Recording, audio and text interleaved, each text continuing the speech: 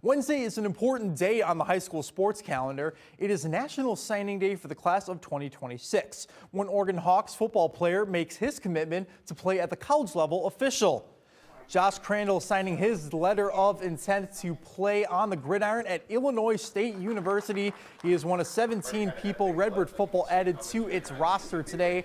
Crandall set out the 2025 season for the Oregon Hawks as he was recovering from a surgery he had, but he says he's grateful to ISU for the opportunity to come in fully recovered. Crandall played tight end and D lineman at Oregon, and he plans to be on the D line under head coach Brock Speck, who's also a Rockford native.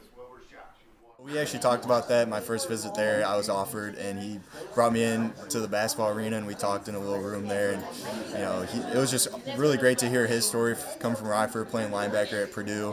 I'm extremely grateful for his eye and seeing my potential.